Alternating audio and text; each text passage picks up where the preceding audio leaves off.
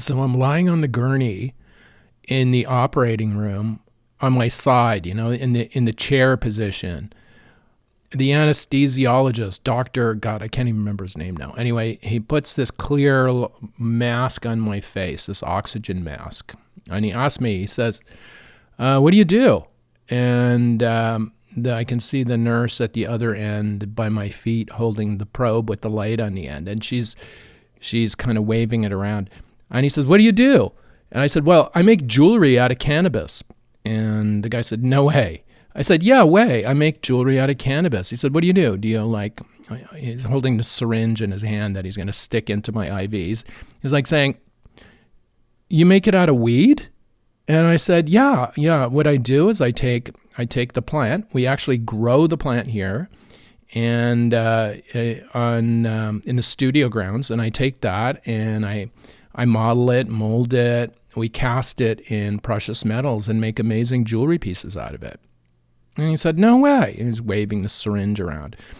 I said, yeah, Tribe. My brand's Tribe, tribe.ca. So he whips out his phone, and this is in the operating room, and he's looking at the site. He says, fuck, man, those rings are great. Those rings are amazing.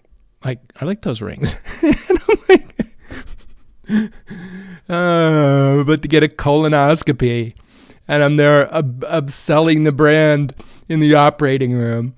Oh my God, always be marketing. This is a show about jewelry, why we wear it, why it matters, how it's made, and what it means. I'm Alex D, and I turn cannabis into gold. I make mind-blowing jewelry in gold, silver, and platinum from cannabis plants here in Canada for stage, screen, for people who want to rock crazy jewelry. I'm the Cannabis Goldsmith.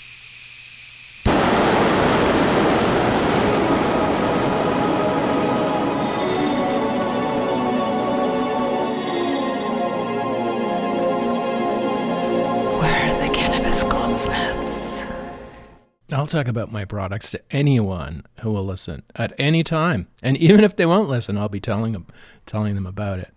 That's the way I am. I'm proud of what I do here in Canada, making amazing jewelry products out of the cannabis plant.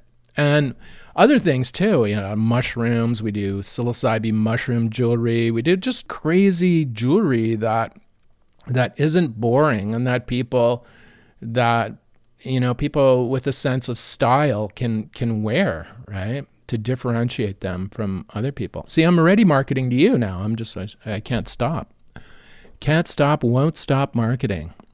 Now, the secret is to know your product really well, know how you make it and what it's made of, know what it means, and then you can communicate that to another person. You can always tell somebody who's clueless as a salesperson when they have no idea what they're selling. They don't even know, right? And they're just pretending to know something about it. And if you ask them any question at all, sometimes they'll just make up an answer because they want to, get their commission or get their sale done. Or maybe these days people don't even care about that, right? There is no service anymore like that. If you ask a question, expect an answer that, if the person didn't make the product, they have no idea what it's about.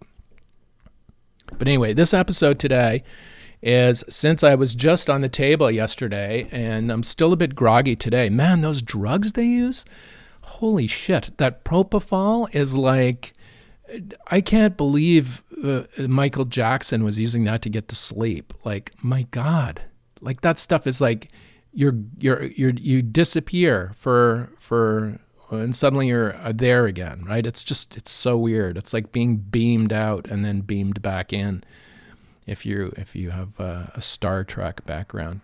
But anyway, this episode is about the end of the year, and I'm gonna kind of take everything into account of this year. I did some amazing work this year. I did a lot of design. And I don't remember doing it really. I mean, and it's not short-term memory loss from cannabis either. It's just that I operate in a trance a lot of times when I'm drawing designs out. I'm sitting at a diner, one of our local diners here in in the Thousand Islands area of Ontario. I always bring a book, a small pad with a good pen, and I draw. While I'm waiting for my breakfast, I start drawing these designs out. Or if I'm anywhere, in the morning when I get up, have a cup of coffee, there's books in front of me, that empty notepads and pens, and I just start scrawling and drawing designs and stuff. And I've come up with some really amazing designs for this year that that are in process now. I'd hope to get them out this year, but I guess early next year. But anyway, they were designed this year, and one of them is this turntable ingot that it's in process now. These are going to be sterling silver turntable platter weights for vinyl, and they're just amazing. They're just amazing. You'll see early next year. We're working on the first one now. They're hard to make. They're difficult to make, but they're just going to be beautiful. So there's that, and I did some working on mushroom rings and stuff this year. I designed some rings made from psilocybe mushrooms, and on our Instagram page you can see what some of those look like. But I love working with the psilocybe mushroom too. So we're I'm working on belt buckle designs. I've drawn out a few belt buckle designs with psilocybe mushrooms on them, some bracelet designs. Oh, well, mushroom earrings, of course, like that hang. This year we did a psilocybe mushroom cat charm for DJ Mark Farina's cat, Egbert. And then Egbert just loved it. And he's a cool cat, lazing around like 30,000 records and listening to a great DJ play. I mean, you have to be rocking a sterling silver psilocybe mushroom cat charm, especially if you are DJ Mark Farina's cat. So we did that. But this year was mostly like out of commission shit, man. Surgeries. I had 2 eye surgeries. So that in October, that destroyed my Christmas sales because I wasn't able to really apply myself to the marketing or the making, while I was recovering from that stuff. But anyway, I've got the designs down in the books. So we're starting now. We're building stuff now. It's in process. Another piece I'm working on, just a wacky art piece, is I was thinking about pendants for hip-hop artists on stage and looking at, they're just boring as fuck, most of these guys. They just have no taste. It's just the one wears something with a big dollar sign with micro pave Chinese set diamonds all over the face, and then they all want this, right? Like they're just clueless when it comes to buying jewelry. I don't know whether it's them. Maybe they have taste themselves, but their stylists don't. And this is what's going on with this kind of these looks that are just weird, like common. That's what I would say. I mean, if you're a star, you can rock it. You can take the risk, right? But I think they get to these mental states where they don't want to take the risk, because they don't want to upset the stardom or their position on the ladder, the particular rung on the ladder they're on. They don't want to upset that, so they get more conservative in their attire and stuff. Even at concerts where you can go fucking all out, right? I mean, people are paying to see you, so you can basically wear whatever the fuck you want, right? You don't have to tone yourself down for that. They've already paid the fee. They've already come to show to see you. They're fans, right? I mean, you can impress them by being creative in what jewelry you wear, your looks and stuff on stage. And that's another idea I had this year, was about the other areas of our culture that are underutilized by jewelry designers, stylists in particular. I was thinking, while I'm here with patches on the eyes or whatever, or like recovering, I'm thinking, smoking a huge spliff and thinking, you know what? The tech industry I mean, those tech conferences, this is where all the money is. This is where all the money is. This is in these rooms with these geeks who I got to tell you guys, you have no style whatsoever. I mean, stylists, this is fertile territory for stylists. All these tech bros, they need help. They're so desperately need help. Why aren't stylists all over these tech conferences trying to make them look better? They look like shit. It looks like a Sears convention basically from the 1970s with maybe better LED lighting on a background, right? Like, these guys are the world leaders, right? And when I say guys, I mean whoever, women, whatever, anybody up there, a tech leader being interviewed by the world's best journalists and stuff. They need to be rocking killer jewelry, right? Like, oh my God. They are so slack, but you see, they're too worried about trying to maintain their rung on the ladder. They don't want to upset anything. And this was a year that at one of these tech conferences, I reviewed the jewelry at the Code 2023 tech conference. This was the conference with Linda Yaccarino, ex-Twitter's new CEO. This was her first real appearance in front of at a tech conference with serious journalists, like interviewing her. And she showed up like, oh my God, she showed up like, God, you've seen it by now. It was just the wrong look entirely. She didn't come prepared, first off, but it was the wrong look entirely for what she was there to do, which I don't even understand what she was there to do, really. Anyway, maybe it was the right outfit because she had no idea what she was doing at this on stage at Code 2023 across from Julia Borston, who actually wore amazing jewelry and actually showed us, CNBC's Julia Borston showed us how to wear jewelry right at one of these tech conferences when you're on stage. Powerful, good jewelry, a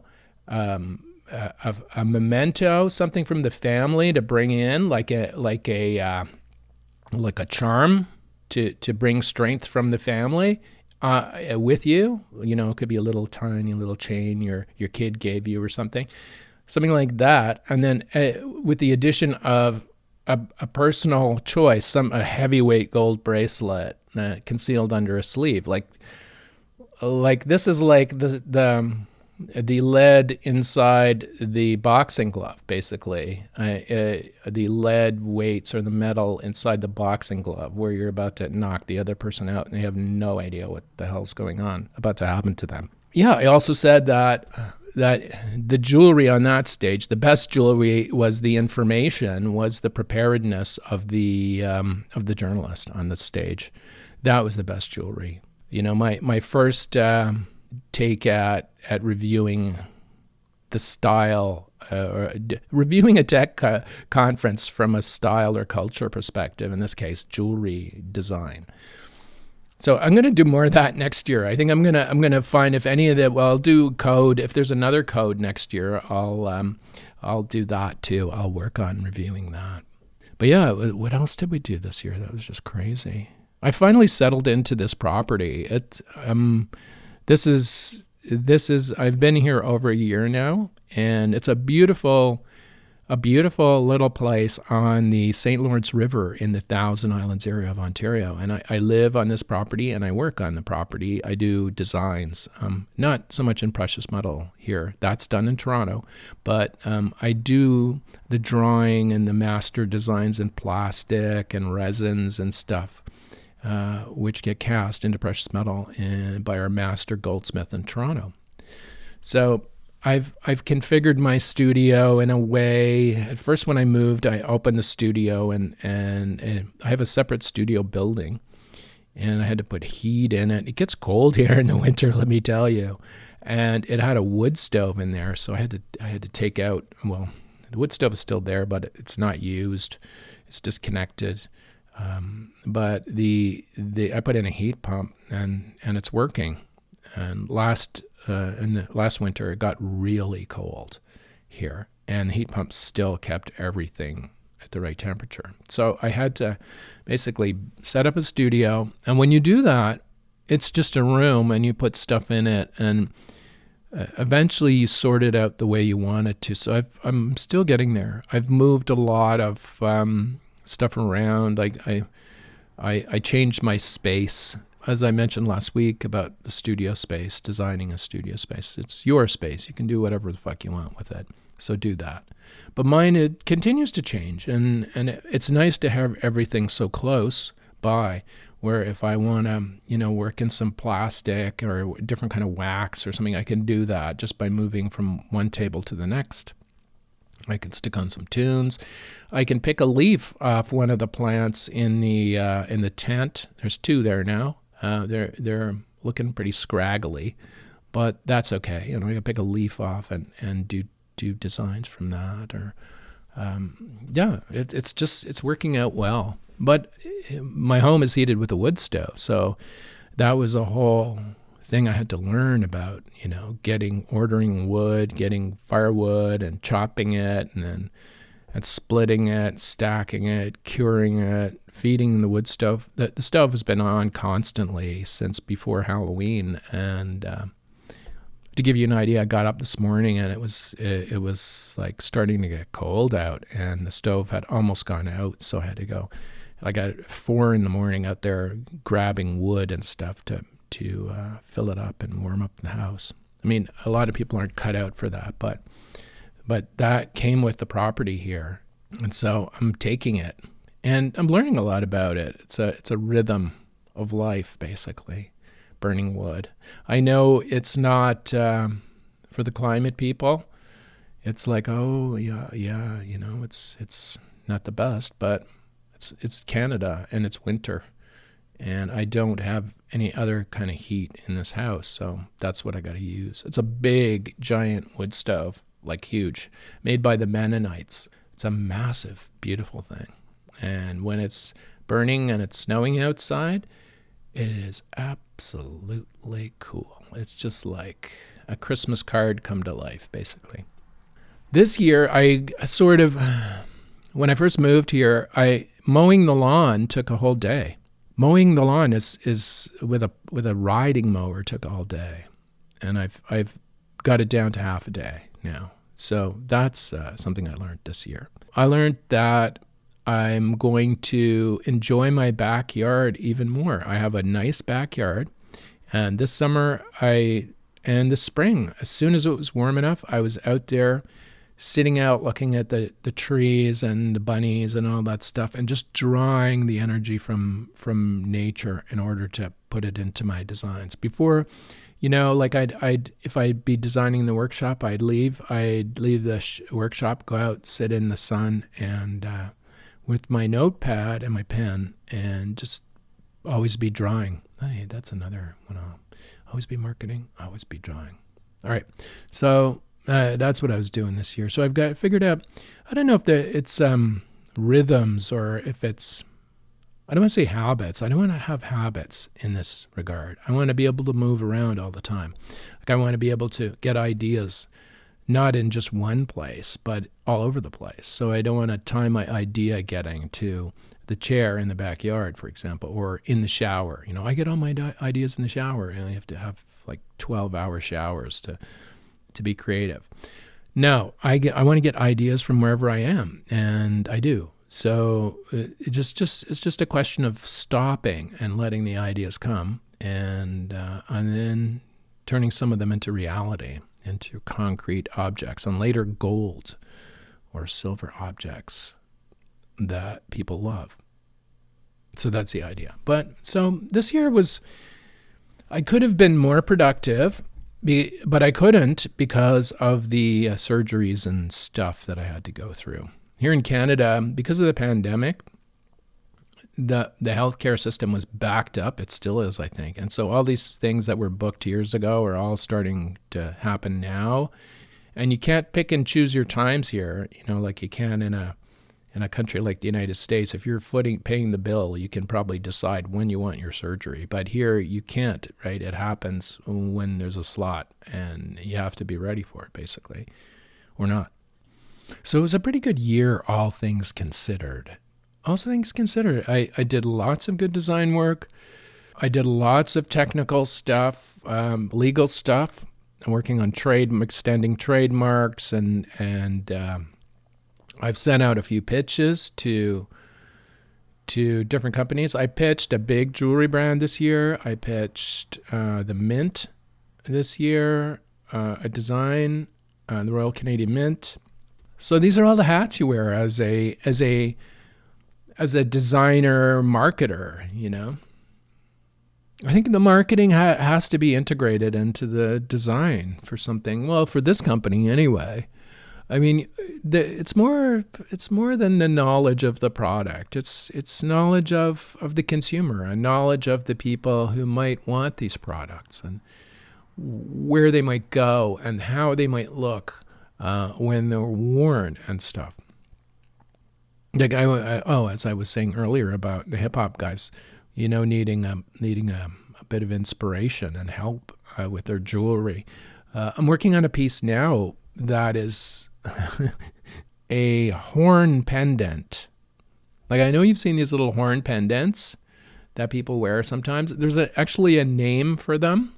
They're sort of this is where my idea came from. I think there was a point, there's some countries that people wear these. They're little pendants in the shape of a horn. Sometimes they're red and they have a gold cap and they hang on a chain, right, around the neck. They're called Cornicellos.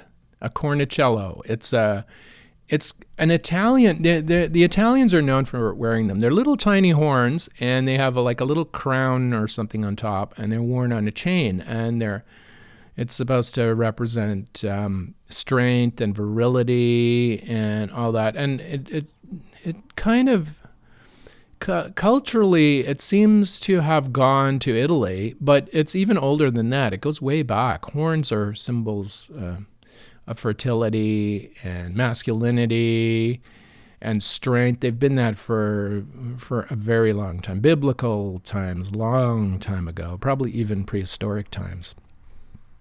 So hanging a tiny little horn on a chain around your neck, this Cornicello, I hope I get my spelling right with this Italian spelling, is supposed to imbue the owner with all these kind of strength and virility things. Sometimes they look like a little chili pepper, just to give you an idea of what they look like. Sometimes they're red. They make them out of all kinds of material, you know, clay, silver, gold, plastic. So I was thinking about these. I haven't seen people wearing these for a long time. Out here, you don't see it because I'm in a rural area. But even when I was in Toronto, you would see an occasional one, and I think it's something left, a cultural remnant probably. But the idea is good, and I was thinking, okay, how can I take this and funkify it and make it this idea of virility and strength and funkify it into something that would rock a hip-hop stage. So I thought, what would be a better horn than if I could get a unicorn horn and then put a gold cap on it and then hang it on a big chain off like a hip-hop artist on stage. So the idea was to get a unicorn horn. What can you even get them? Like, I was like, what the fuck? Let me have a look. Unicorn horns. Like, you'd see the adult unicorn horns. They have kind of a spiral kind of look. You know, you can see from the drawings and paintings of unicorns, they have kind of a spiral thing. But the baby unicorn horns are different. They don't have that spiral thing around the outside. They're basically kind of straight up horns. And the color, when unicorns are babies, the color of the horns is just like intense. The color, I'm going to put a couple of photos up on the Instagram site to show you what one looks like, the one we're working with right now, this unicorn horn, to make into one of these Cornicello pendants for a stage near you. It's anyway, back to the baby unicorn horn. It's just fucking amazing. The color is like it's like an abstract painting on a piece of horn, basically. And the colors are really, really strong when the unicorns are small, but they fade as the unicorn gets bigger and they develop these kind of ridges on the outside. But when they're babies, they don't have the ridges, they just have the color. And I guess this unicorn, this baby unicorn went under a tree during a rainstorm or something, and lightning struck the tree and killed this unicorn wasn't killed for this. This unicorn died naturally by the will of God, and that's how we came upon this amazing horn. So anyway, I'm like trying to work on the cap. I've got this horn. I'll put a photo up later today on our Instagram page, which is at TRIBEDOTCA. I'll put a link to it in the show notes too. So I have this horn and I want to put a cap on it, but I want to do something different for the cap. I just can't use like an ordinary cap on top of it. And I'm thinking of this could be a gold cap, but gold and baby unicorns don't mix so well. So they don't have an affinity for each other. Baby unicorns have a partiality towards silver.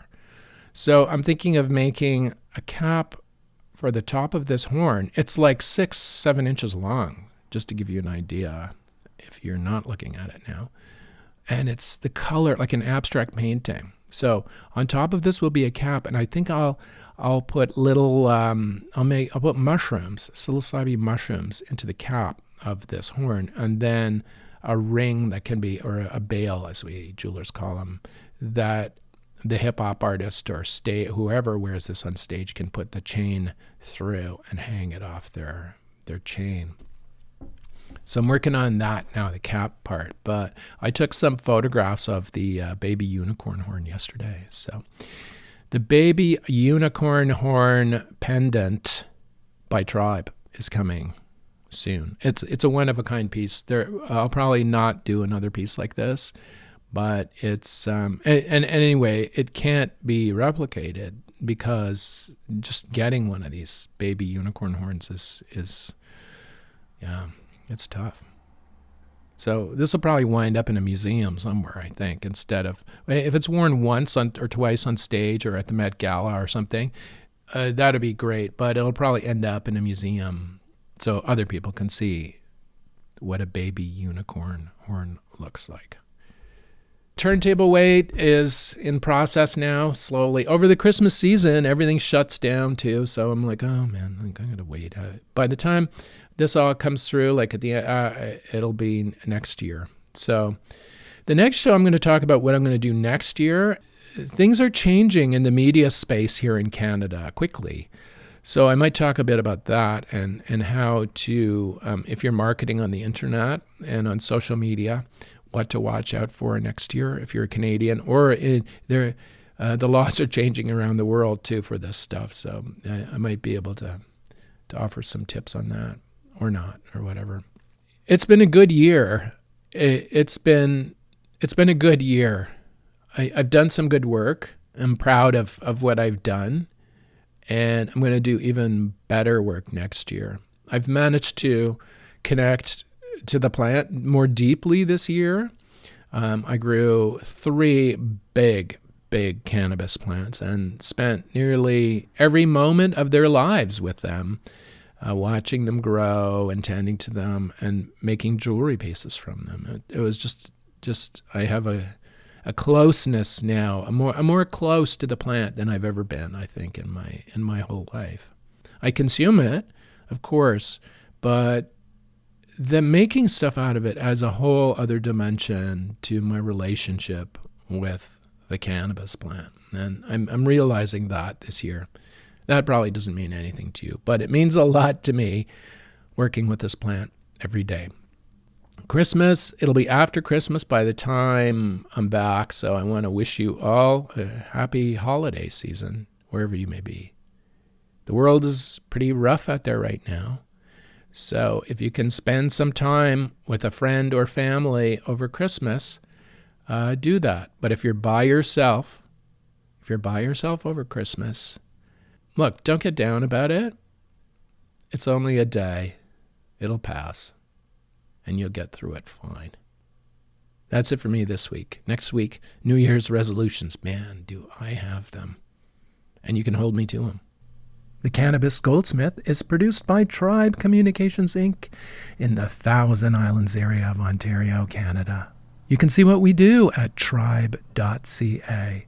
Send us an email, alexd@cannabisgoldsmith.com. Thanks for listening, and we'll see you next week on the Cannabis Goldsmith.